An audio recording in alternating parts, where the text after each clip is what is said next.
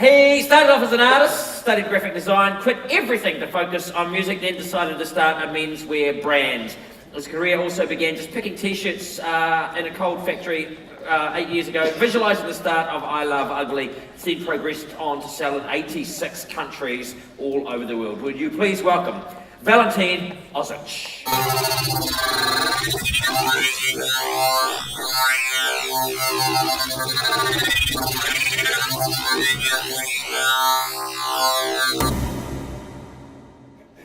Thanks for that introduction.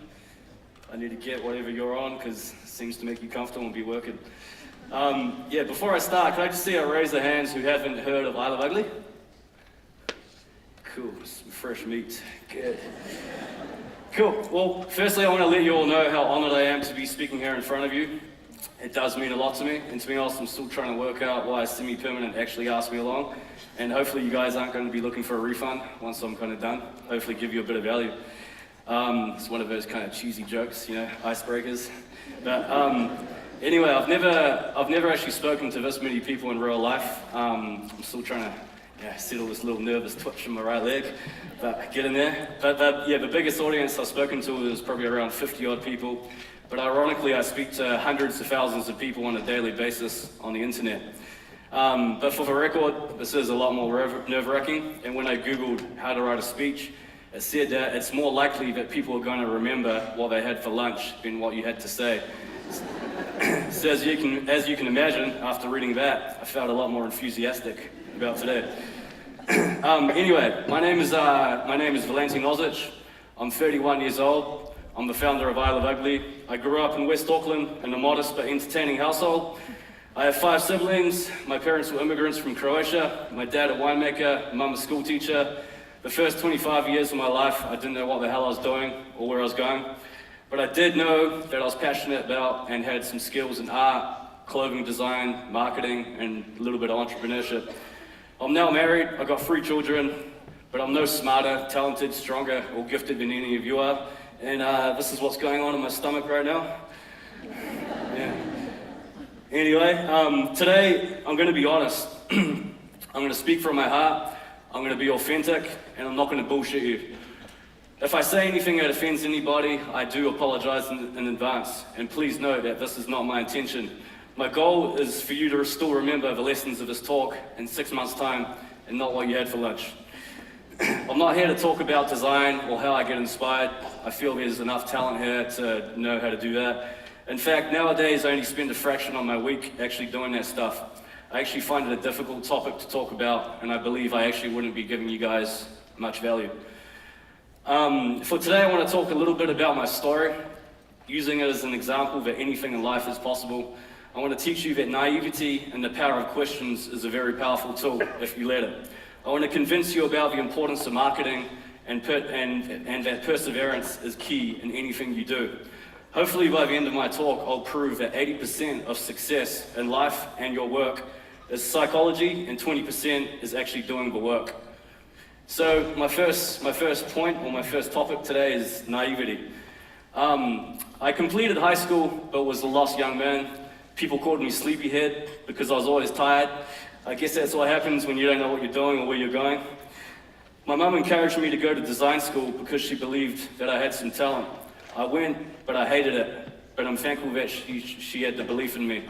I then started to do a bunch of crazy types of illustrations that, getting the stuff out of my head onto paper, and people seemed to like it, and I enjoyed doing it. I then began, here's some of those, I don't know if you guys have seen them or remember them, but I began making music with my best buddy and decided I wanted to be a rapper and a producer, but I soon realized I didn't have the right DNA structure to do that. And that I was better at and enjoyed the marketing and branding side than actually making the music itself. From there, I started wishing that I had certain clothes that were inspired by hip-hop culture, but a bit more of a tailored fit. So I naively started dabbling with clothing, but hustling hard to find pattern maker and just making stuff work and bring stuff to life. I needed a name, obviously, and the 3 words which I liked the look of were I Love Ugly. I decided it was a keeper because it was weird to have the word ugly and be in fashion, and I thought it was pretty rebellious at the time too. I also liked how it was memorable and it made people curious. I decided to keep it and push hard to make the aesthetic super clean, so when people did engage with the brand, I was going to get them even more intrigued. When I first started and took the leap, people actually laughed at me. People said that the name's wrong, that I'm a graphic designer, not a fashion designer, but I got no skills in business, I don't know anything about marketing, blah, blah, blah, just all the reasons why not. I even had an uncle who told me square in the face that I was doing my daughter no favors selling t-shirts and I should just be normal, get a job, get a mortgage, live happily ever after. I guess he did have a point, considering that 85% of businesses all fail within the first 12 months of opening. And after all, it was 2008, where times were tough because of a global financial crisis. But for some reason, something was pulling me towards this path of the unknown, and I disregarded all the reasons how it could go wrong. After ending up with a degree in design that took 4 years of my life and cost me around $25,000, and only working in a warehouse at the time picking t-shirts, I realized that normal wasn't for me. At the time, my wife and I had around $20,000 of savings because we were living with her parents at the time, so we could manage to do that, and decided to take the leap and naively open up a small multi-brand store on the top of Mount Eden Road called Broken Pocket. Here's a bit of a photo, pretty embarrassing when I look back on it, but got to start somewhere, right? We actually ended up living above the shop with our little daughter. And the main reason which I opened up the store, because it's important to always start with why, but the main reason was to strategically align I Love Ugly, which at the time was nobody knew about, with some quite prestigious international brands to quickly get that exposure. It worked. I got to say that was one of the toughest years of my life, and when I think back now, I'm amazed how we pulled through, and I'm not surprised why people do quit when it does get tough. I got pretty badly depressed and went on antidepressants for around 3 months, which made me even more spaced out. And there came even points when the landlord was calling us that the rent was overdue, but I was just laughing because I was completely just zonked. But after being doped up for 3 months, I threw out that medication and I realized there actually is a better way, which led me on my journey of self-education through books, audio tapes, YouTube. I was starting to get used to the craziness of running a label and trying to operate a multi-brand store at the same time. But I soon realized that if I was going to succeed, focus was paramount. I decided to close down the multi-brand store and decided to focus on I Love Ugly full-time. It's the best decision I made. When I decided I really want to give fashion a crack, I started questioning the rules, because I feel that the rules didn't work for how real people actually behaved and shopped. People didn't come to buy summer clothes in the middle of winter, so by the time summer came, they had been on the racks for so long that they had to go on sale. It just didn't make sense. Also, everyone was selling 2 collections per year, summer and winter, and if you were really innovative, you'd throw in a high summer and an autumn collection. None of this made sense to me, so I decided to bend the rules. I asked the dumb questions that others usually don't ask because it sounds so simple and it seems so obvious. I released a small collection every 2 months. It worked. And then I began releasing a collection every month. That also worked. On top of that, the only way to sell your collections at the time was through bricks and mortar wholesalers. So by the time they came to sell your product, they took anywhere between 40 to 90 days to actually pay you. And being a bad economy at the time, you're looking at around 90 days to get paid in full. I remember one time I took a trip to Melbourne to get inspired. We had around $45,000 owing to us on the 20th of the month, but it didn't come through. So I foolishly went on this trip thinking that the money was going to come through on the day it was due, and I was going to get it to fund the rest of the trip. It obviously didn't, so my best bet was to call the wholesale account, and I was calling them at 5 o'clock in the morning, begging that they actually pay so we can afford the hotel and dinner and just the rest of the trip. They ended up paying around a quarter of it and the balance a month or so later, and told me that just because an invoice is due on the 20th of the month doesn't mean that they pay on the 20th of the month. that was news to me. But yeah, so that point on, I decided that we weren't going to be traditional and we weren't going to be reliant on wholesale anymore. We then began focusing on our online store and opening up our own retail stores so we could actually control the full customer experience and get paid immediately, which is super important when you're just starting. Those small, simple changes that bent the rules back then made this brand explode over the years to come, and is still the foundation of what continues to drive I Love Ugly today. I'm glad I listened to my gut, and I'm glad I had the faith in myself to take the leap. I still remember those nights where at 2 a.m. I'd still be working, but I'd be tingling with excitement and visualizing this brand going global. Also, wondering why nobody else was thinking this way. I was young at the time, but I did go for it. I was still wise enough to know that I should be careful of cautionary feedback from non-successful people. I just really want to drive this point home because it's so true. Be careful of cautionary feedback from non-successful people. I believe naivety can work in your favor if you come into an industry where you're not familiar with how exactly things are to be done. Otherwise, it deters you from doing things like how you think they should be done, and it forces you to fit into a mold.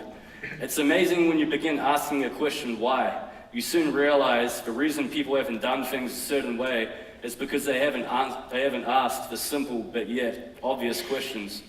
On a side note, something I've learned over the years is that you become an average of the people that you spend the majority of your time with.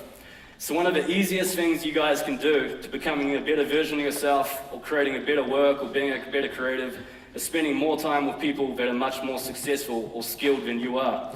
As an example, if you're a tennis player and you want to improve your skills, and you're playing with someone that you always beat, you're not going to get good. So it's important to play with someone with more experience and who beats you every time. Hopefully that kind of makes that point. If your excuse is you don't know of or have access to these successful people, well, fortunately we do live in an era where you can make anybody your mentor. Everybody in this room's got a smartphone. Everybody has access to podcasts and YouTube and Kindle, Audible. If you can now search and download thousands of books on any subject matter or person you want to find out about within minutes. That's a blessing. So in hindsight, my naivety was a blessing. I can't stress how naivety can be such a powerful tool if you allow yourself and the curiosity inside of you to actually use it. I naively started this business right in the middle of a global financial crisis. I didn't procrastinate analyzing a market and this and that. I figured today is better than tomorrow. And reflecting back, if I did have the skills and knowledge which I have today, I probably wouldn't have even started. And what I actually recently discovered is that 50% of the Fortune 500 companies were started in the middle of a recession, such as like Google and, Disney and Apple. But what I've learned is that tough markets are actually the best markets, because in tough markets, there's much less competition. The market weeds out the shit, and also people overcome by fear, so you have a better opportunity to get ahead. Since I Love Ugly started, I've experienced some huge ups and huge downs, but I'm a true believer that it's the challenges and the setbacks that teach you the biggest lessons in life. And if you got the mentality that every obstacle is an opportunity in disguise, you'll actually be unstoppable. Point 2, marketing. One of my favorite quotes from Henry Ford: "A man that stops marketing to save money is like a man that stops his watch to save time." So true. Don't do it. We did that. You know, when you get bullied by, the accountant or the CFO, that's the first thing they're going to cut, but you can't do it. Marketing is something that I believe should be taught in every school and every creative degree. If you're not taught it, you need to learn as much as you can about it. The famous business guru, Peter Drucker, says that all businesses is innovation and marketing. If you get this right, it pays everybody on the payroll. And if you're an artist, you'll actually get known. You can be the best painter or the best beat maker or have the best and most innovative clothing brand in the world, but if nobody knows about you, nobody cares about you. Too often it's said that your work will carry you through if it's good enough. I don't find this to be true, or find that it will only get you to a certain point. I know a lot of talented people, as probably do you, in all sorts of disciplines that haven't risen to the top because they either don't know the importance of marketing or they don't know how to market. You can have an average product or be an average musician and be the market leader if you got the best marketing. McDonald's is an example of this. Kim Kardashian's an example of this. We all probably know and have good examples of this. I knew early on that I Love Ugly had to be much more than a clothing company. I had to rethink about the type of business which we are. Sure, you can figure out the supply chain, create great products, take nice photos, be uniquely positioned in the market, and offer a big point of difference. But I soon realized that in order to survive and defy the odds of failing, we had to become like and think like a marketing company. I believe this could be an hour talk in itself, but I have a few examples to show how marketing can be like steroids to your business or your personal brand if you allow to use it properly. Effective marketing should capture at least one of the 6 basic human emotions in order for it to be effective. These are anger, disgust, fear, happiness, sadness, or shock. Now, I'm not sure whether or not you guys have heard of a pant called the Zesty pant, but today we've sold over 50,000 plus pairs. How did we do this? We did this through entertainment. We knew that the product was unique, being low crotch, tapered around the ankles, great quality, ahead of the curve, blah, blah, blah, but people actually don't give a shit about that stuff. We also received a great deal of emails and constructive criticism that we should make the crotch higher so people could actually walk in them. I'm a great believer that you need to make your mess your message and finding the best outcome in any situation. So we decided to use entertainment as a form of marketing. We made a video which cost a few $100s, taking the piss out of the fact that people actually couldn't walk upstairs or just walk in them properly. We put the video on YouTube and Facebook for free, and the fans did the rest of the work. I was going to bring a video, but you guys can just YouTube it.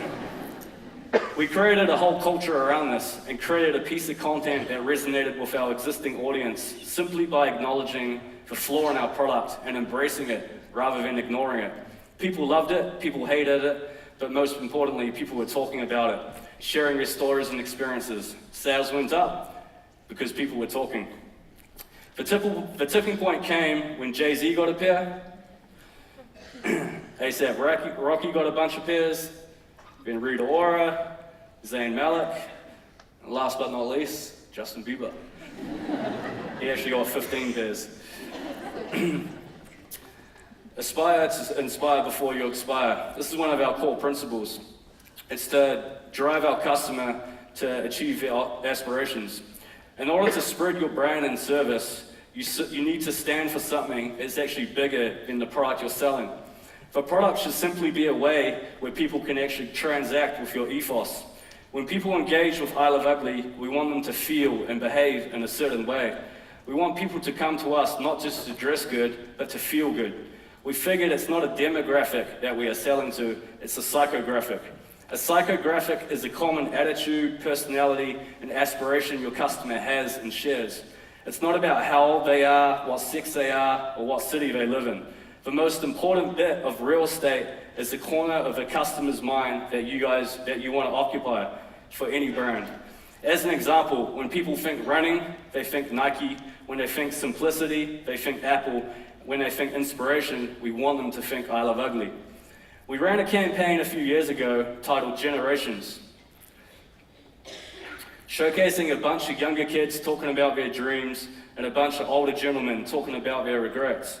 The point of this campaign was to encourage our psychographic to never give up on their dreams, no matter what age they are. The campaign hit home for a lot of people, both young and old, surfacing emotions of happiness, sadness, guilt, and regret. Mission complete. These are just a few images from the campaign. That's my son, Obi. Yeah. Had to convince him with like a whole bag of lollies to do it, but he did it. Now, I'm not proud of this next one, but it is a good example.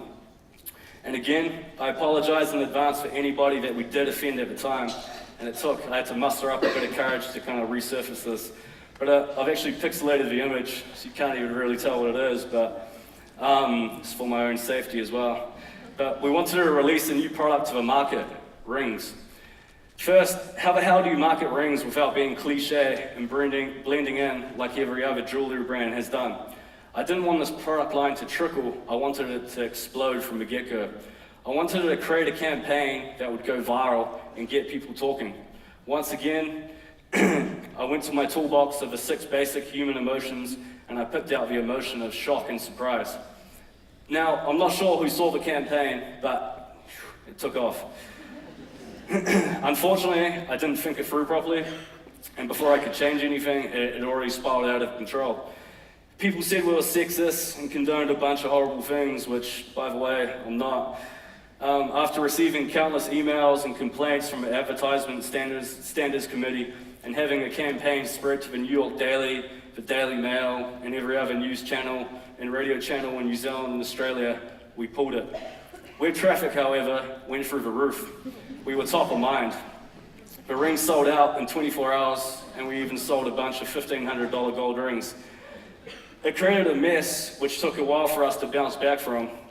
But again, this is something I'm not proud of, but it is a good example of how powerful marketing to create an emotional response can be, rather than just marketing a product with some pretty imagery. We're now living in an era of authenticity and transparency. People can smell bullshit a mile away, so you may as well be real. The internet stripped away any privacy, so don't fight it, embrace it. The last few years, we have really tried to embrace this and give back to our audiences. The great thing is if you create something of value, people of all walks of life are going to embrace it. When people came across content that you put out in the world that's not trying to sell them something, it immediately draws them in.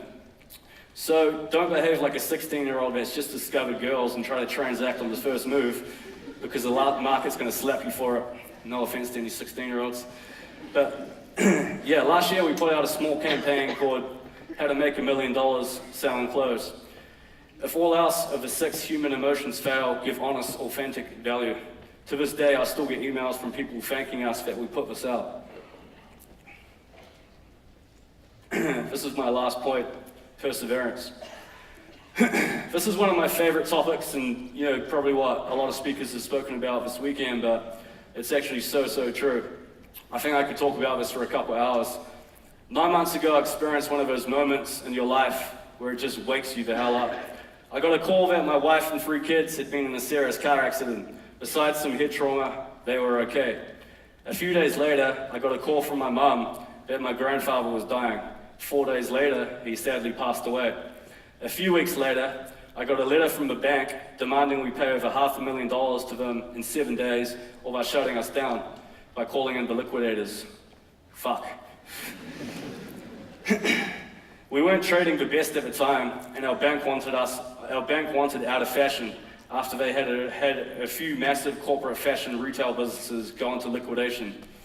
My natural reaction was to freak, but when I took a bit of a breather, I realized that this is all part of a journey, and this was going to be one of those biggest, I realized that this is all part of a journey, and this was going to be the biggest blessing and opportunity if I allowed it to be. These are those defining moments where it either makes you or absolutely destroys you. Despite the insanity of the situation, I decided I was going to fight it, because I sure as hell wasn't going to run away from it. I realized that this whole time I had anticipated a huge challenge was going to be presented to me, and knew I had to confront it. I knew my ego was getting too big, and I was becoming too complacent in my ways. I knew that complacency and comfort, it kills creativity and it kills businesses.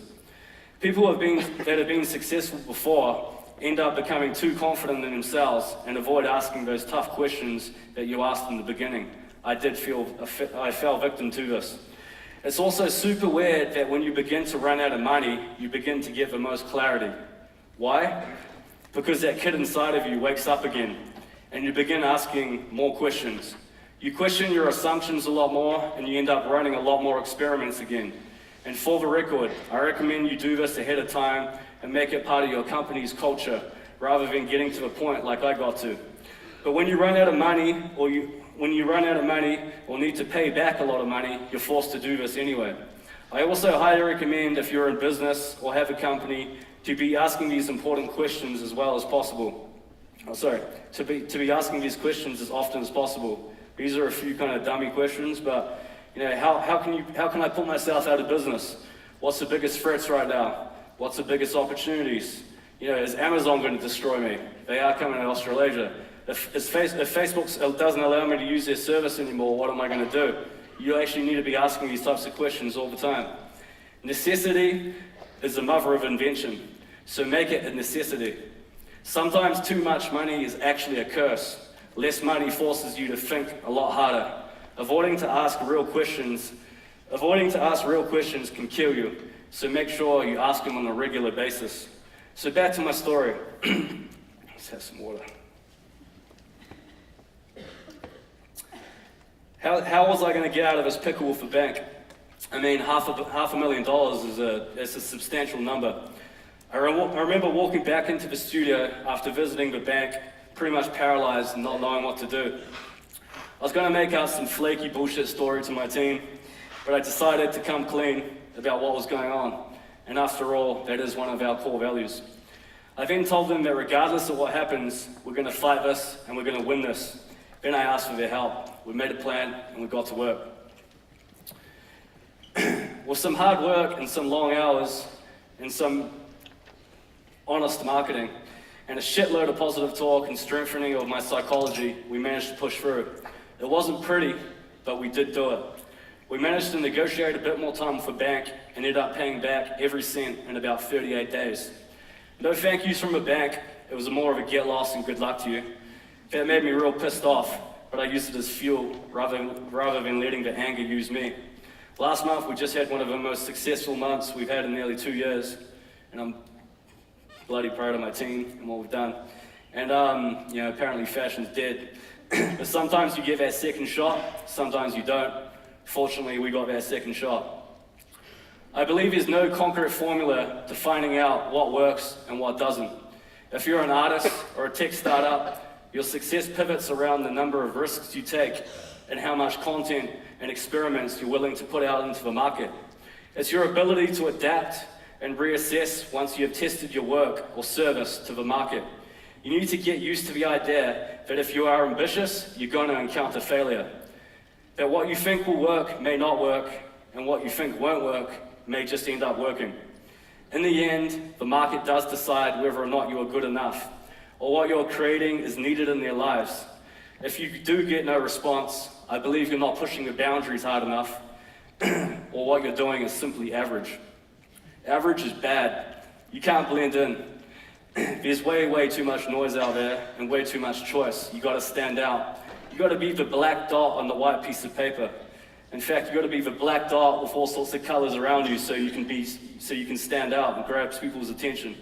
The key is to push hard, get uncomfortable, draw outside the lines, break things, make a mess, make some noise, get up and see how far your determination and willingness to push your boundaries can take you. It's scary, but it ends up feeling damn good if you do keep persisting. Something will work. Fortune is always going to favor the brave, and the men and women that have done something remarkable in this world we live in today pushed the boundaries and limits and understood this important rule. Success and your achievements don't come from living in your comfort zone. They come from the burn, from the moments of doubt and feeling uncomfortable and stuck. No great idea or great piece of art accidentally turned up. Your job is to get unstuck and push forward no matter what. Too often, too many people quit without realizing that breakthrough was just around the corner. Too many people don't realize that dealing with temporary frustration of not making progress is an integral part of the path towards excellence. Perseverance. You gotta write this word down, put it on your iPhone screensaver, take a photo now for Instagram, put it on the ceiling in your bedroom so you see it when you wake up and when you see it when you go to bed. It's gotta become ingrained into your subconscious. It's absolutely essential, and something that every person that has spoken on the stage this weekend has had to deal with and understands the importance of. If the pursuit of excellence was easy, every single person would achieve it. Dealing with frustration is the primary reason why most people fail to achieve their goals. Achieving extraordinary is not a linear process. It's organized mess, and it works differently for everybody. The secret is to show up, do the work, don't get swayed. Don't spend 10 hours watching a Netflix show all your friends are talking about, and at the end of the week, you end up beating yourself up because you didn't work on your craft. It's simple. You can't let the small, inevitable distractions interfere. They're always going to be there. You're trying to steal your attention. Don't be the sucker. Don't let anything sway you from your purpose. Once a decision is made to achieve your goals or become the person you want to become, simply refuse to budge, refuse to compromise. Write your goals so they're crystal clear. Tell your friends and your family about them. Make it said that you're going to achieve your goals and that you'll soon be known as that dude that's going to be the next Mark Zuckerberg or Kanye West or Jackson Pollock or whoever the hell you want to become. Understand that quality long-term results require quality long-term focus, shitloads of patience, and constant perseverance. Don't get emotional because you didn't win that award, or the client didn't accept your pitch or idea, or you got a C- for your assignment, and you only got 15 likes and no comments on your Instagram post, but you expected 50. It's just part of the game, it's part of the journey. In fact, if it happens to you, and you manage to keep your head in the game, give yourself a pat on the back, because this means that shit is actually beginning to happen for you. Beating yourself up over the small bumps in the road is just weak. Learn to enjoy and appreciate the process, because it does go quickly. This is especially important because you're going to spend far more time on the actual journey with those 2 brief moments of triumph at the end. Certainly celebrate the wins when they do occur, but most importantly, learn from the defeats when they do happen. In fact, if you're not encountering defeat on a regular basis, you're actually not trying hard enough. I want to end my talk today with a very important reminder that whatever you're doing, make sure that you're fucking passionate about it. Because when it gets tough, which it will, passion is what's going to pull you through. It pulled me through. It probably pulled everybody that's been here today through. Always be curious. Be like that kid. Ask the dumb questions. And anticipate and know that feeling a little lost and off course from time to time is only normal for anybody that's pursuing their dreams. We evolve as human beings and creatives by those surprising and shocking events and solving problems. So you must embrace them rather than panic about them. At the end of the day, chaos is just the point of view. And if you learn to see the statue in the marble, you learn to adapt to any situation. Good luck. Thanks for listening to my talk.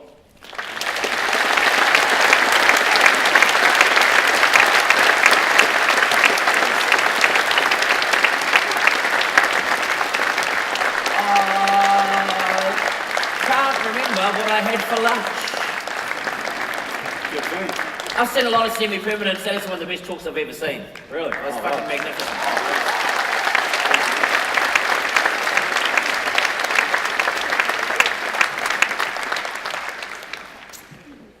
It was raw and it was passionate and it was smart and it was vulnerable, and there's a lot of people through the questions, thank you for bringing that vulnerability to the stage. Sure. Because a lot of us know, I remember when that campaign was on, I saw what you went through. I remember when the media got stuck into you and went, oh fuck, all their stuff's on sale, must be falling apart. Mm. And almost a kind of a fucking glee in it. Mm. It's a New Zealand thing, isn't it? There's 2 things that strikes me that are kind of different about that particular talk. And one of them was that utter passion to surround yourself with success and to put yourself next to those premium brands. Yeah. We'll talk about that. And the other one is that knocking machine that we have that just seems to want to kick the feet out from under you. Mm-hmm.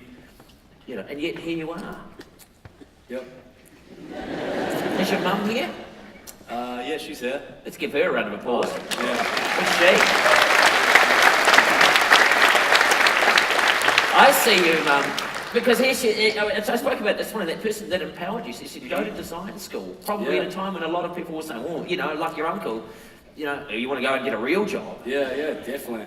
I just want to reiterate, like, I was lost and, I had a little bit of skills and didn't know what to do, and, my mum said, go take this path, and sometimes you just need to kind of hop on, take the path and just kind of have as much faith in yourself as possible, knowing that path's going to lead you to the path that you want to kind of end up on. So it's, and it's, it's not pretty, but that's why I love ugly.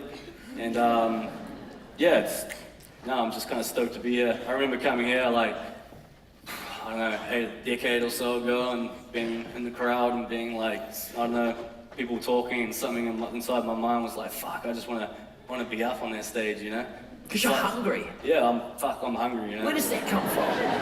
You can tell I'm scared you're going to devour me. Where'd that come from? Was it just you? Is it a family? I mean, yeah, well, we're Croatian, and Yeah. I'm one of six kids, and I'm around to the litter, and they're all 6 foot. I'm, I don't know, 5 foot something, and so I had to kind of, I couldn't kind of compete physically, so I had to kind of, compete mentally. And I think when you do that and you kind of work hard on yourself, it just kind of develops this insatiable hunger.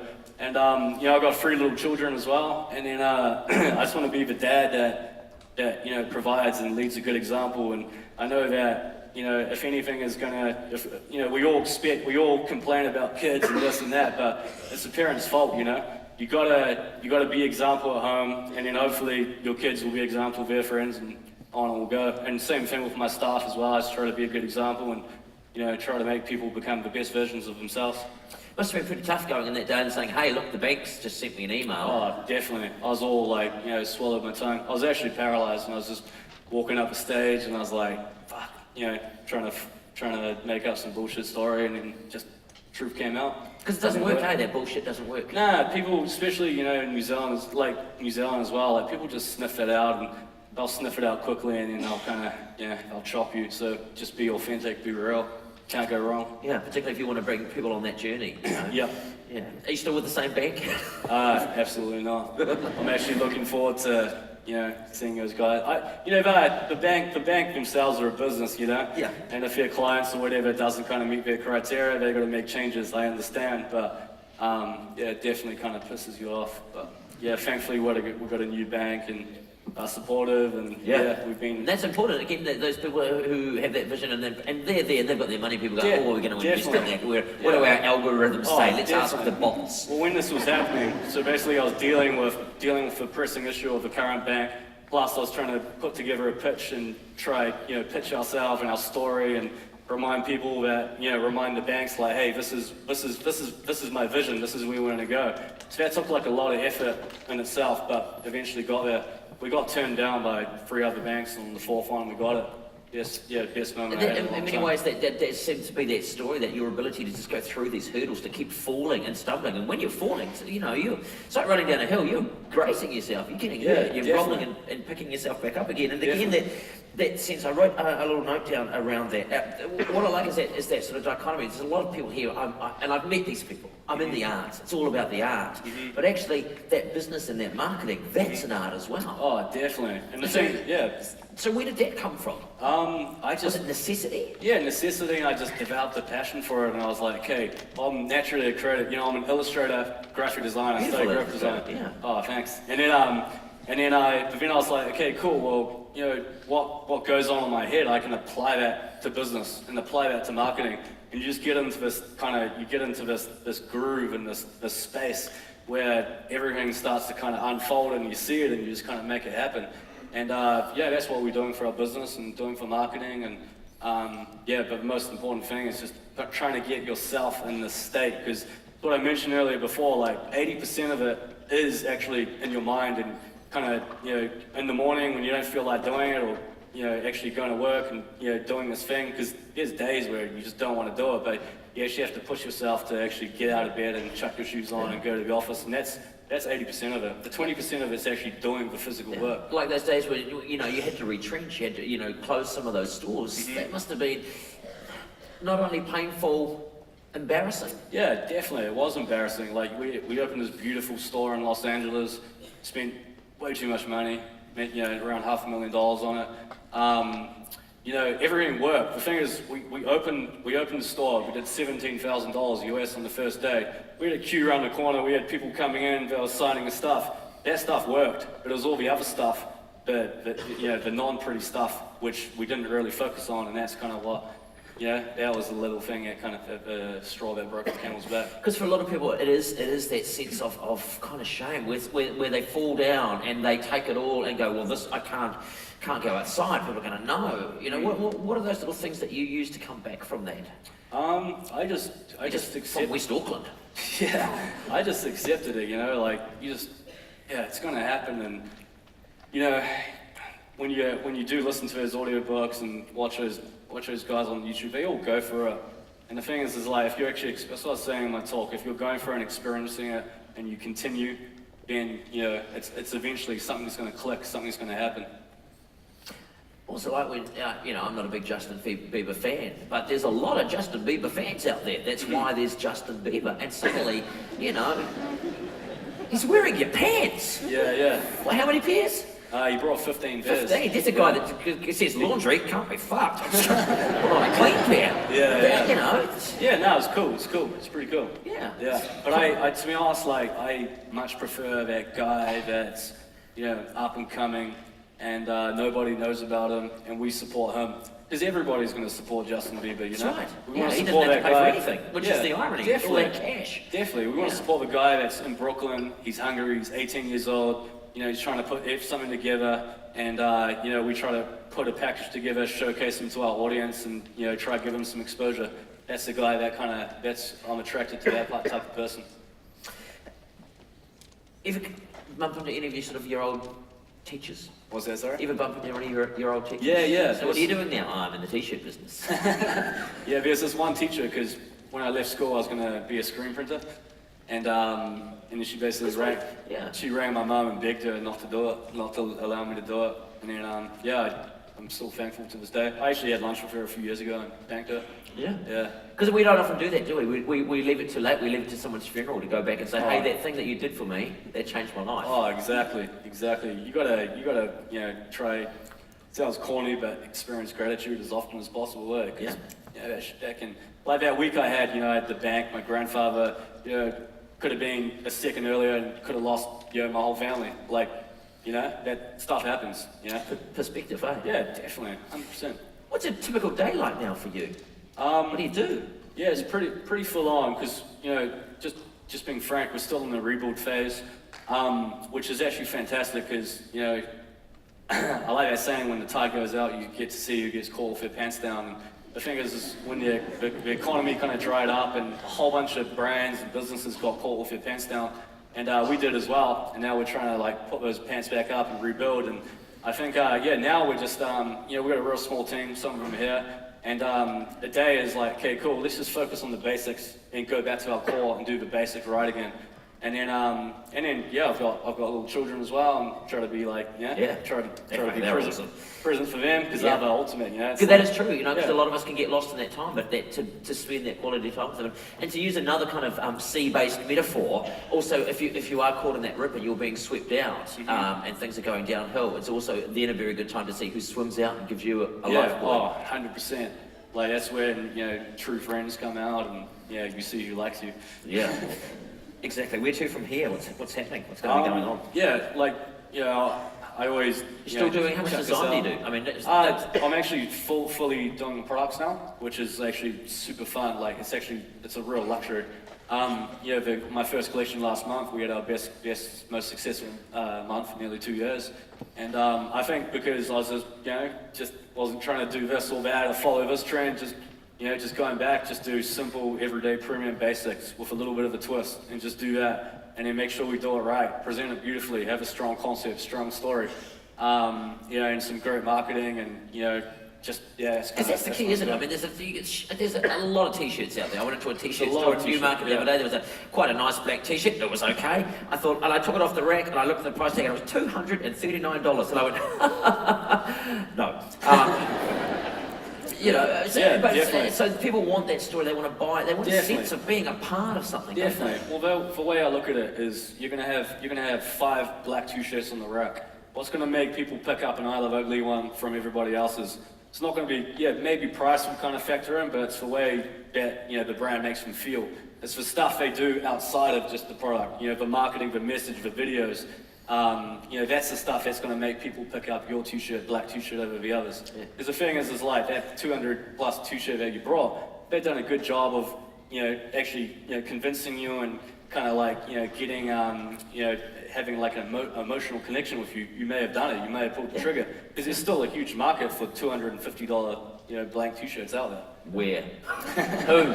Oh, somewhere. It is amazing, because it is those things that do certainly draw you in. Anything else you want to say? I know there's some other questions. Yeah, if there's any other questions. Oh, and it's a little bit hard to scroll them down. Here you go.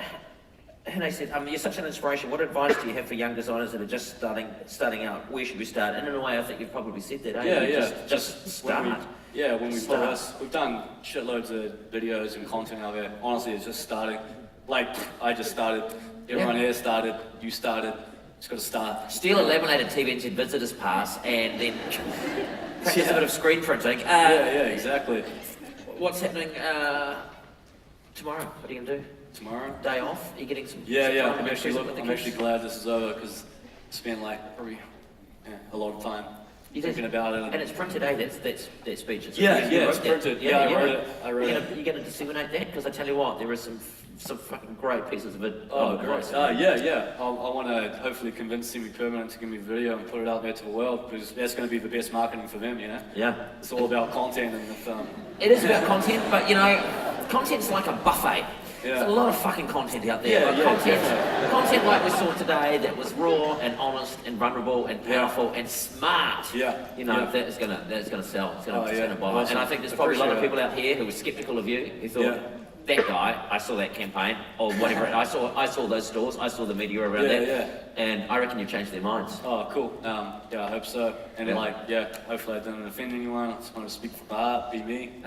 Oh, you spoke from the heart, and you spoke from the brain as well. Awesome. Some of the most sensible business advice I've seen in a very long time. I and appreciate particularly that. coming from someone who says, you know, because it still is about the art, eh? Yeah. Is it about the art? Honestly, it's about the art. Yeah, definitely. Like, if you lose that, you got nothing. So, the other stuff's important, but that's fundamental. Awesome. Yeah, awesome. B, thank you very much. Awesome.